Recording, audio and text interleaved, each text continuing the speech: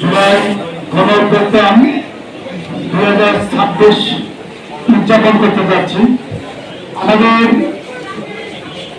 এই জুলাই ছিল আমাদের সারা বাংলাদেশের মানুষের আশা আকাঙ্ক্ষার প্রতীক। এই যুদ্ধটা ছিল আমাদের হিন্দু, মুসলিম, বৌদ্ধ, খ্রিস্টান সকল শ্রেণী পেশার মানুষ একত্রিত হয়ে এই যুদ্ধটা আমরা মুক্ত হয়েছিলাম।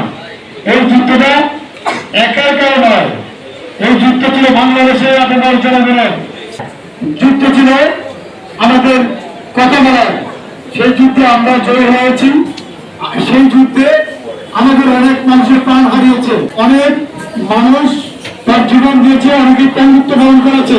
সারা বাংলাদেশে 2,000-এর উপরে মানুষ মৃত্যুবরণ করেছে। এই জুলাই যুদ্ধে আমাদের জুলাই যুদ্ধের বক্তব্য দিয়ে গিয়েছেন তাদেরকে মনে রাখার জন্য। আমি মনে করি এই যুদ্ধে যারা অংশগ্রহণ করেছিল, এই যুদ্ধে যারা আহত আছে, তাদেরকে অবশ্যই আমাদের মূল্যায়ন করা উচিত, তাদেরকে স্মরণে রাখা উচিত।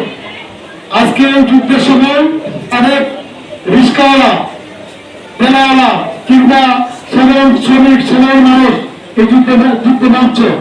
একজন তার এই যুদ্ধটার নেতৃত্ব দিয়েছিলেন আমাদের প্রিয় নেতা, যিনি বাংলাদেশের প্রধানমন্ত্রী, গণমানুষের প্রিয় নেতা জনাব তারেক রহমান। সেই সুনীল লন্ডনে বসে, আমার কথা বলে আমি বলি নাই, আমি সংসদে বলেছিলাম, আমি জামাতের আমিরকে আমি ধন্যবাদ দিয়েছিলাম, উনি নিজের মুখে বলেছিলেন এই জুলাই যুদ্ধের মহান নায়ক ছিলেন আমাদের প্রিয় নেতা জনাব তারেক রহমান সাহেব।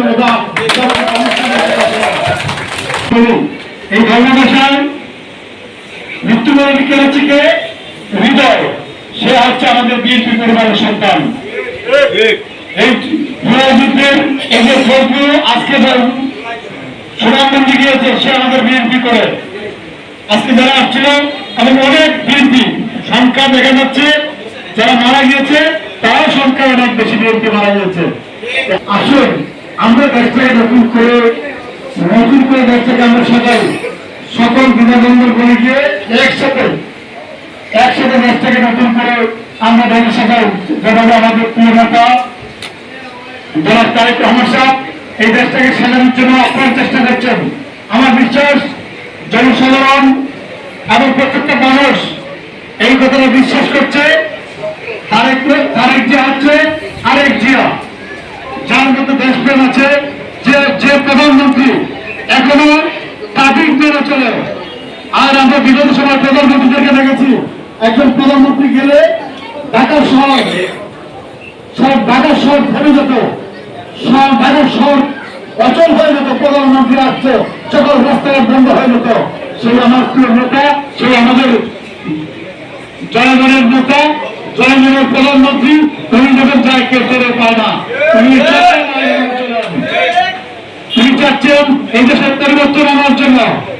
আমি কতটুকু পারবো জানি না, আপনারা আমাকে দায়িত্ব দিয়েছেন। আজকে জুলাই যুদ্ধের কারণে এই জুলাই যুদ্ধে অনেক মানুষ অংশগ্রহণ করেছে, অনেককে কিন্তু যারা জুলাই যুদ্ধে আন্দোলন করেছে, সংগ্রাম করেছে, মিছিল করেছে, মিটিং করেছে, তারা কিন্তু জানে না, তারা কিন্তু আসতে পারে নাই, তারা কিন্তু এখানে আসে নাই।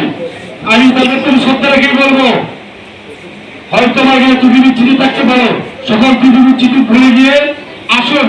আমরা যেন আর কোন জুলাই যুদ্ধ আমরা চাই না, আমরা আর কোন অন্যায় চাই না। আমরা সকলে মিলে দেশটায় নতুন করে ব্যবস্থা চাই।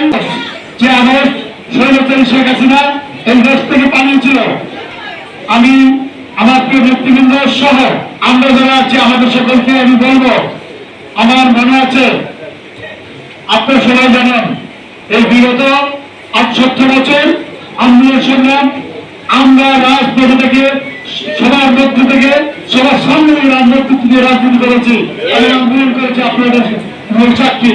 তাই আমি যে বিষয়টা বলবো, আপনি নেতৃবৃন্দ যারা আছেন, আমরা এই শেখ হাসিনা বিগত 17 বছর ক্ষমতায় ছিল, তখন আদালতে বুঝের প্রয়োজন হয় নাই, 24-এ বুঝের প্রয়োজন হয় নাই, 14-তে বুঝের প্রয়োজন হয় নাই।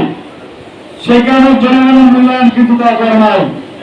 আমাদের প্রত্যেকটা মানুষ, প্রত্যেকটা নেতাকর্মী যারা আছে, আমি তাদেরকে বলবো প্রত্যেকে মনে রাখতে হবে নির্বাচন সামনে যখন নির্বাচন আসবে আমরা আর জনগণের পাশে যেতে হবে, জনগণের কাছে যেতে হবে।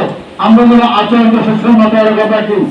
শেখ হাসিনা সরকার মনে করেছিল তারা আজীবন ক্ষমতায় থাকবে, তাদের সাথে পুলিশ বাহিনী ছিল, তাদের সাথে সেনাবাহিনী ছিল, তাদের সাথে তাদের গুন্ডা বাহিনী ছিল, যুবলীগ ছিল, ছাত্রলীগ ছিল, বিভিন্ন পাওয়ার, সকল পাওয়ার আমাদের সাথে ছিল। সেই পাওয়ারেও কিন্তু 5 মিনিটের দিকে নাই জনগণের সামনে।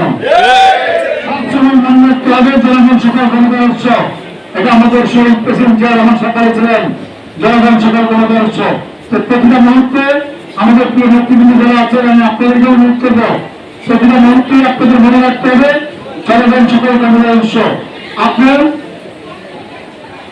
ন্যায় সমাধানে চলবেন, দেখবেন যত সমস্যা হোক, এখনো বাংলাদেশে কিছু কিছু আওয়ামী লীগ এমপি থাকার পরেও কিছু কিছু আওয়ামী লীগ কিন্তু এখনো আছে, ওই যে ওই পর্যায়ের আওয়ামী লীগ, কারণ তারা জুলুম অত্যাচার করে নাই, এরকম কিছু 1-2 জন আছে।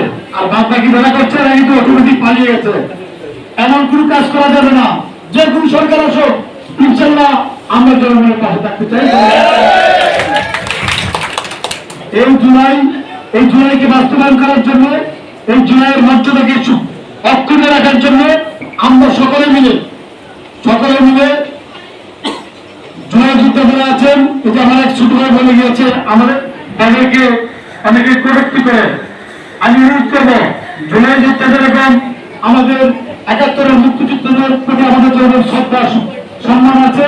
আমরা এরকম ভাবে এই জুলাই সালে যারা জড়িত ছিল, 5 লাখ মানুষের যে জুলাই যুদ্ধে জড়িত হয়েছিল, তাদেরকে আমাদের সম্মান রাখতে হবে, তাদেরকে সম্মান করতে হবে।